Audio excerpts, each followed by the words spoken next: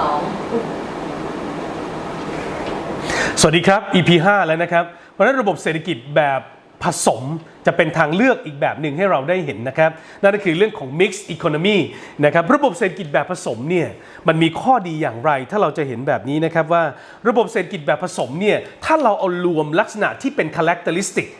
ลักษณะที่มันเด่นๆของแต่ละระบบมารวมกันอย่างเช่นข้อดีของทุนนิยมมันคืออะไรเราดึงออกมาข้อดีของสังคมนิยมที่ดีอะไรเราดึงออกมาเพราะฉะนั้นคำว่า mixed economy ระบบเศรษฐกิจแบบผสมเนี่ยมันพูดง่ายๆให้เข้าใจคือมันดึงข้อดีของทุนนิยมออกมามันดึงข้อดีของสังคมนิยมออกมาแล้วเอามาบริหารจัดการในสถานการณ์ที่อย่างเช่นหลังจากผ่านพ้นโควิด -19 ไปแล้วระบบเศรษฐกิจใช้แบบเดี่ยวๆไม่ได้คงต้องใช้แบบรวมนะครับเพราะฉะนั้นระบบเศรษฐกิจแบบผสมเนี่ยเรามักจะเรียกกันอีกแบบว่าระบบเศรษฐกิจแบบทุนนิยมใหม่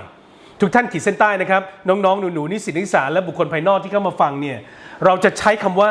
ระบบเศรษฐกิจแบบทุนนิยมใหม่ครับแล้วก็เป็นระบบเศรษฐกิจที่รัฐบาลนะครับเอกชนเนี่ยรับผิดชอบร่วมกันนะฮะในการตัดสินใจนะครับที่เกี่ยวกับปัญหาพื้นฐานทางเศรษฐกิจเนี่ยนะฮะแล้วก็อันได้แก่กระบวนการผลิตอะไรนะครับอย่างที่เราบอกมาแล้วนะครับปริมาณเท่าใดนะครับแล้วก็ผลิตอย่างไรเพราะฉะนั้นการแบ่งปันผลผลิตในหมู่สมาชิกของสังคมเนี่ยตัวนี้สำคัญมากเลยอาจารย์เกริ่นไว้ตั้งแต่ EP แรกๆนะครับว่าการจัดการระบบเศรษฐกิจภาครัฐนั้นในแต่ละประเทศคงใช้ระบบเศรษฐกิจเพียวๆแบบเดี่ยวๆคงไม่ได้เพราะฉะนั้น Mixed Economy จึงเป็นทางเลือกหนึ่งในยุคปัจจุบันนี่แหละครับและผมคิดว่ามันก็เป็นไปได้เหมือนกันระบบเศรษฐกิจที่รัฐบาลเอกชนรับผิดชอบร่วมกันในการที่จะตัดสินใจเกี่ยวกับปัญหาทางเรื่องของกระบวนการผลิตสรุปอีกรอบนะฮะฉันจะผลิตอะไรตรงตามพฤติกรรมผู้บริโภคอย่างไรนะครับและปริมาณเท่าใดอย่างไรแล้วก็แบ่งปันให้สมาชิกในสังคมได้เท่าเทียมกันเพราะฉะนั้นระบบนี้เราก็เห็นว่าในส่วนของ governance นะครับรัฐบาลเนี่ยจะเข้ามีบทบาทในการวางแผนเศรษฐกิจแล้วก็อันไหนที่รัฐบาลไม่มีความรู้เนี่ยนะต้อง joint venture นะดึงความรู้จากเอกชนเนี่ยเข้ามานะครับขณะเดียวกันก็ปล่อยให้เอกชนเนี่ยนะครับเข้ามาดำเนินกิจการบางส่วนได้นะครับเอกชนดำเนินเศรษฐกิจพูดง่ายๆดำเนินกิจการทางเศรษฐกิจส่วนใหญ่เนี่ยนะโดยอาศัยกลไกราคาใช่ไหมครับนี่คือข้อดีของเขาเป็นเครื่องนำทางแต่ถ้ากิจการตัวไหนที่รัฐมีความรู้ความชำนาญรัฐก็ทำไปแต่ตัวไหนไม่มีก็คงต้อง joint venture แล้วครับดึงเอกชนเข้ามามีส่วนร่วมเพราะฉะนั้นการขับเคลื่อนเศรษฐกิจในยุคปัจจุบันที่เรียกว่า mixed economy นั้นมีความจำเป็นอย่างยิ่งนะฮะลักษณะสำคัญของระบบเศรษฐกิจแบบผสมนะครับตามมาเรื่อยๆนะครับเราเห็นว่า private หรือ privatize เนี่ยระบบเอกชนเนี่ยจะต้องโคร่วมกันกับ government คือรัฐบาลนอกจากเอกชนกับรัฐบาลจะร่วมกันแล้วเนี่ยมันก็มีส่วนร่วมในการที่จะ strategy plan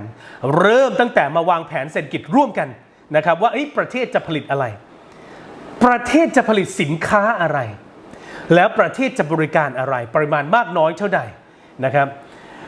นิสิตนักศึกษาครับเพราะว่าตราบใดที่เราวางแผนด้วยแค่หน่วยงานรัฐอย่างเดียวสินค้าที่ผลิตโดยรัฐเห็นไหมครับมันจะอยู่ในสโคปที่แคบแต่ถ้าเอกชนมุมมองเขากว้างกว่ามาร่วมวางแผนกัน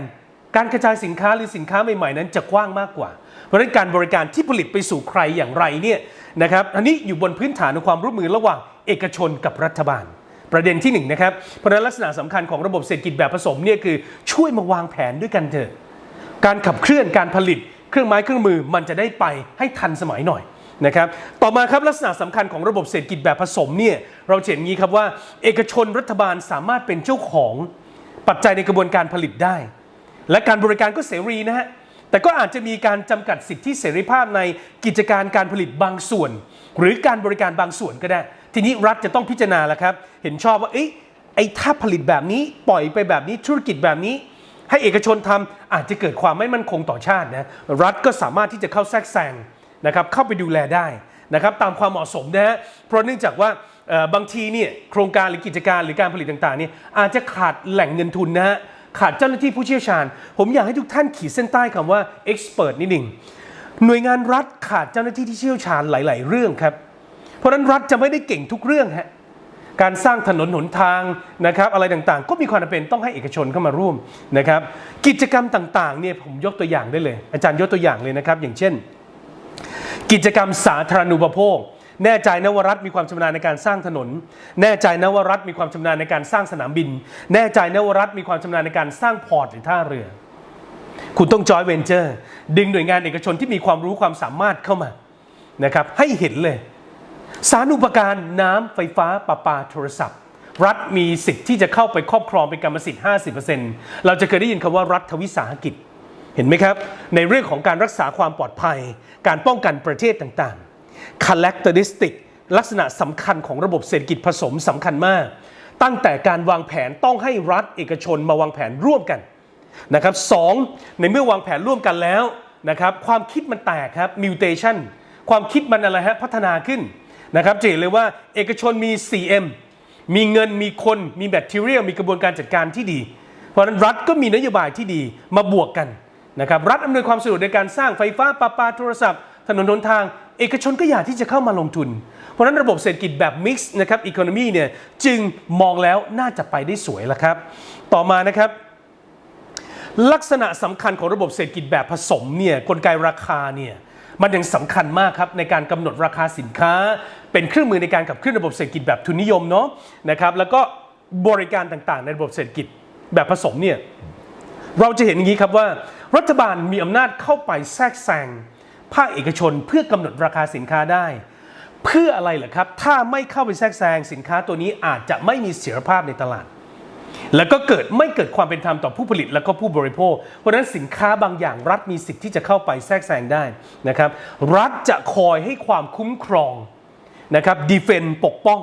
ให้ความช่วยเหลือตลอดจนอำนวยความสะดวกครับแก่ผู้ประกอบการในภาคเอกชนแล้วก็การสร้างพื้นฐานทางด้านเศรษฐกิจอย่างเงี้ยนะครับอย่างเช่นการสร้างถนนอย่างที่ผมบอกไปแล้วไม่ถึงขนาดคอนกรีตแต่เป็นแอดฟรานซ์ก็ได้ผสมก็ได้นะครับหรือแม้แต่การสร้างสะพานสนามบินท่าเรือสิ่งที่ผมพูดมานี้คือถ้ามันมีครบนั่นบ่งบอกถึงกระบวนการที่เราสามารถโลจิสติกได้สะดวกสบายนักลงทุนก็ไปมาค้าขายได้สะดวกถูกไหมครับ comfortable ครับความสะดวกสบายตัวนี้นะฮะทำให้เอกชนอยากจะเข้ามาลงทุนแล้วก็ดำเนินธุรกิจกับเราเพราะฉะนั้นลักษณะสำคัญของระบบเศรษฐกิจแบบผสมเนี่ยมันเหมาะกับประเทศของเรานะครับผมก็กล้าพูดได้เลยว่าข้อดีของระบบเศรษฐกิจแบบผสมนะครับมันเป็นการยกฐานะของคนในสังคมเนี่ยให้เท่าเทียมกันแล้วก็เป็นการแลกเปลี่ยนจากระบบทุนนิยมเป็นอะไรฮะมาเป็นแบบสังคมนิยมแบบสันติวิธีโดยระบบรัฐสภาอันนี้ควรจะเหมาะกับทุนนิยมอันนี้ควรจะเหมาะกับสังคมนิยมนะครับแล้วก็รายได้เนี่ยถูกนำมาเฉลี่ยเพราะนั้นเนี่ยเราเห็นว่าผู้ทำงานตามกำลังแรงงานเนี่ยก็ควรจะได้ค่าตอบแทนจากสิ่งที่เขากระทำไปนะครับไม่ใช่ตามความจำเป็นจากแรงจูงใจการทำงานที่น้อยนะแล้วก็ได้ค่าจ้างตอบแทนน้อยด้วยเนี่ยนะครับเพราะฉะนั้นข้อดีแบบ mixed economy เนี่ยเอกชนยังมีบทบาทครับต่อระบบเศรษฐกิจของโลกนะครับเอกชนมีบทบาทต่อการแข่งขันครับแล้วก็สินค้าเนี่ยมีคุณภาพสูงมากๆเลยเพราะฉะนั้นผู้บริโภคก็มีโอกาสที่จะเลือกสินค้าครับพอสมควรทีเดียวแล้วก็ความไม่เทียมกันในรายได้เนี่ยเราเห็นว่าน้อยมากครับในระบบเศรษฐกิจแบบผสมนะฮะและทรัพย์สินด้วยนะฮะต่อมาข้อเสียครับข้อเสียของระบบเศรษฐกิจแบบผสมเนี่ยเราเห็นอย่างนี้นะครับว่าระบบนี้จะมีการวางแผนบางส่วนเพราะฉะนั้นในเรื่องของลายการผลิตเนี่ยเราก็เห็นว่าบางทีอาจจะไม่มีประสิทธิภาพเกิดขึ้นนะครับไม่เพียงพอนะครับเพราะฉะนั้นมันก็ต้องเร่งรัดต่อการพัฒนาเศรษฐกิจเนี่ยอย่างรวดเร็วผมยกตัวอย่างเช่นเรามีสถานการณ์โควิด -19 เรามีสถานการณ์ของภาวะสงครามเกิดขึ้นเพราะฉะนั้นข้อเสียแบบผสมอาจจะไม่ทันการแหละครับแล้วก็การควบคุมกิจกรรมทางเศรษฐกิจบางส่วนโดยรัฐเนี่ยนะครับมันยังเป็นเครื่องกีดขวางเสรีภาพของเอกชนอยู่นะครับแล้วก็การวางแผนจากส่วนกลางเนี่ยเพื่อประสานประโยชน์เนี่ยนะครับเราเห็นเลยว่ามันเข้ากับระบบเอกชนเพื่อให้เกิดผลดีกับประชาชนหมู่มากทั้งประเทศนะฮะและที่สำคัญนะครับนักธุรกิจขาดความมั่นใจในการลงทุนเพราะฉะนั้นเขาไม่แน่ใจเลยครับว่าอนาคตกิจกรรมของเขาเนี่ยจะถูกโอนไปเป็นของรัฐหรือไม่นะครับและการบริหารอุตสาหกรรม industrialization เนี่ยรัฐมีประสิทธิภาพไม่ดีไปกว่านะครับของภาคเอกชนเพราะฉะนั้นเราเห็นนะครับว่าทุกระบบเศรษฐกิจในโลกไม่ว่าจะเป็นทุนนิยม capitalist หรือแม้แต่สังคมนิยมหรือแม้แต่คอมมิวนิสต์นะฮะหรือแม้แต่ mixed economy ก็ตามมันมีทั้งข้อดีและข้อเสียเพราะฉะนั้นเนี่ยข้อดีโอกาสการได้สินค้าเยอะมีแน่นะครับข้อเสียครับรัฐอาจจะพูดง่ายๆคือไม่มีความชำนาญนะครับแล้วอุตสาหกรรมหลักๆเนี่ยอาจจะต้องถ่ายโอนไปอยู่ในมือของเอกชนก็ได้นะครับเดี๋ยวเรากลับมาติดตามนะครับใน EP 6 ดูนะครับว่า